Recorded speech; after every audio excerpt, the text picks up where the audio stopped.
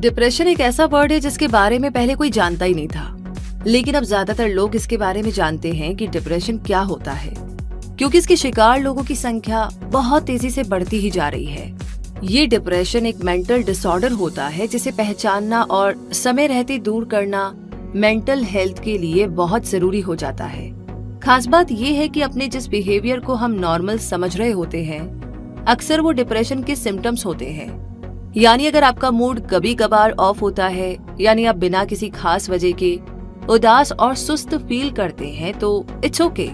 लेकिन अगर आप बार बार जल्दी लंबे टाइम तक दुखी फील करते हैं, सैड फील करते हैं, तो इससे आपकी डेली लाइफ अफेक्ट भी होती है। तो संभल जाइए, क्योंकि ये डिप्रेशन हो सकता है। ऐसे में ये जानना बहुत जरूरी हो जाता है कि डिप्रेशन होने के रीजन क्या है, किन कारणों से डिप्रेशन होता है, ताकि उसे दूर करना आसान हो सके। इसलिए आज क्विक सपोर्ट के इस वीडियो में हम आपको बताने वाले हैं डिप्रेशन के कॉजेस के बारे में। तो चलिए शुरू करते हैं और डिप्रेशन के कॉजेस जानने से पहले डिप्रेशन को थोड़ा और समझते हैं। डिप्रेशन बहुत तरह का होता है, जैसे मेजर या clinical depression, persistent depression, manic depression और पेरीनेटल डिप्रेशन।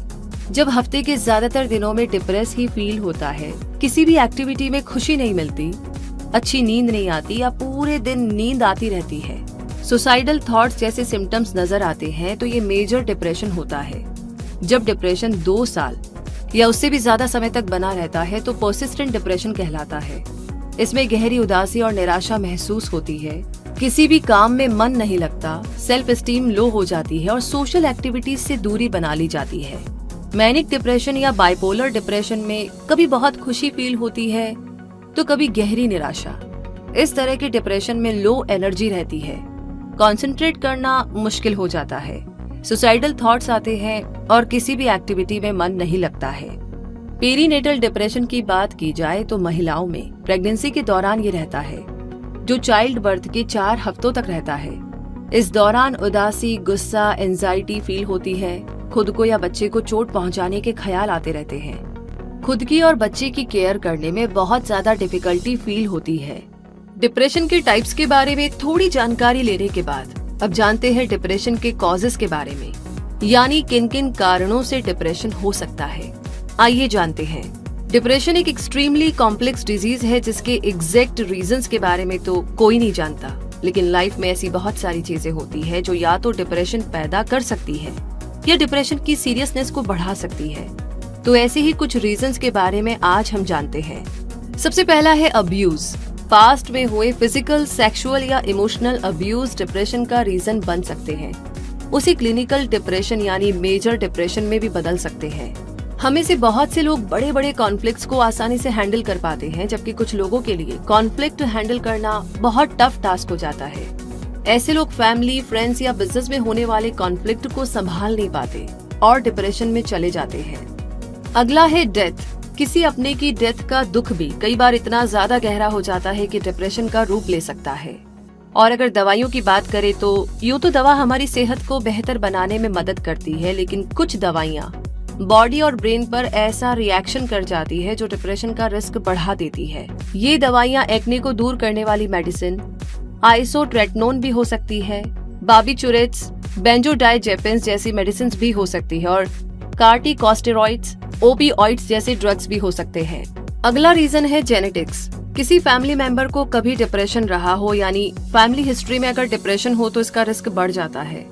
डिप्रेशन को केवल जेनेटिक डिजीज नहीं कहा जा सकता, क्योंकि इसमें एक सिंगल जीन की बजाय बहुत सारे जीन्स के इफेक्ट्स शामिल होते हैं। अगला है स्पेशल इवेंट्स। सुनने में ये अजीब लग सकता है, लेकिन कई बार बहुत बड़ी खुशखबरी भी डिप्रेशन का रीजन बन सकती है, जैसे नई जॉब, मैरिड लाइफ की शुरुआत और ग्रेजुएशन जैसी डिग्री लेना। ऐसे में कई लोगों को आगे बढ़ने, नए माहौल, नई सिचुएशन में सेट होने, डिवोर्स का डर होने से, इनकम की फिक्र होने पर डिप्रेशन होने लगता है। पर्सनल प्रॉब्लम्स भी एक रीजन हो सकता है। इसमें किसी भी रीजन से अपनी फैमिली या सोशल ग्रुप से अलग हो जाना डिप्रेशन को बुलावा दे सकता है। किसी दूसरी मेंटल इलनेस की वजह से सोशल आइसोलेशन भी डिप्रेशन को काफी ज्यादा बढ़ावा देता है और इसे क्लिनिकल डिप्रेशन की तरफ ले जाता है। अगला रीजन है सीरियस इलनेस। लंबे टाइम तक बीमार रहने पर और लोगों से कम इंटरैक्ट कर पाने से भी डिप्रेशन होने के चांसेस बढ़ जाते हैं। किसी बीमारी के लिए ली जाने वाली दवाएं भी ब्रेन पर ऐसा इफेक्ट डाल सकती है जिससे डिप्रेस फील होने लगे। अगला रीजन है ब्रेन फंक्शंस। डिप्रेशन का संबंध ब्रेन से भी होता है। रिसर्चर्स के मुताबिक क्लिनिकल डिप्रेशन के पेशेंट्स और नॉर्मल पर्सन के ब्रेन में डिफरेंस होता है। डिप्रेशन की हिस्ट्री रखने वाले कुछ लोगों के ब्रेन का हिप्पोकैम्पस पार्ट जो मेमोरी स्टोरेज से जुड़ा होता है वो छोटा पाया गया, जबकि नॉर्मल लोगों के ब्रेन में हिप्पोकैम्पस का नॉर्मल साइज मिला। कुछ साइंटिस्ट भी मानते हैं कि डिप्रेस्ड पर्सन में स्ट्रेस हार्मोन कोर्टिसोल ज्यादा सीक्रेट होता है। ये कोर्टिसोल हिप्पोकैम्पस के डेवलपमेंट पर टॉक्सिक इफेक्ट डालता है। डिप्रेशन के लिए ब्रेन के कई और पाथवेज भी रिस्पॉन्सिबल हो सकते हैं, यानी ब्रेन में होने वाली कई सारी एक्टिविटीज डिप्रेशन का रीजन बन सकती है या फिर उसे बढ़ा सकती है।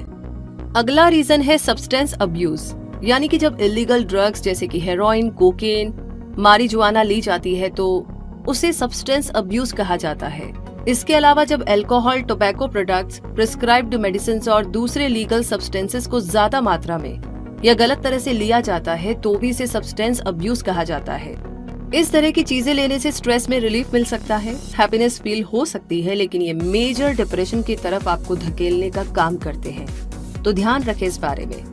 तो दोस्तों, डिप्रेशन नॉर्मल बिहेवियर में अब नॉर्मल चेंजेस होते हैं। ऐसे में इससे बचाव के लिए अपनी मेंटल हेल्थ की देखभाल करते रहना बहुत जरूरी होता है।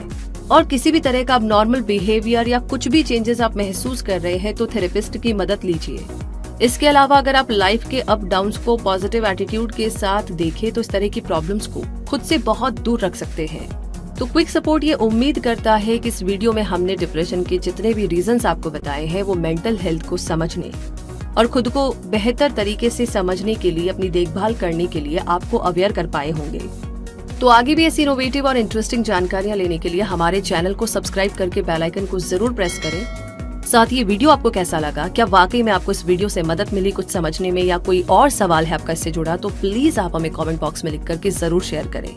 अपनी फिजिकल हेल्थ के साथ अपनी मेंटल हेल्थ का बहुत सारा ध्यान रखें और इसी के साथ हमेशा खुश रहे। जिंदगी बहुत खूबसूरत है और अगर प्रॉब्लम है तो उसका सॉल्यूशन भी है, मानकर चलिए। तो बस खुद पर विश्वास रखें, अपने आप से प्यार करें, ध्यान रखें। धन्यवाद।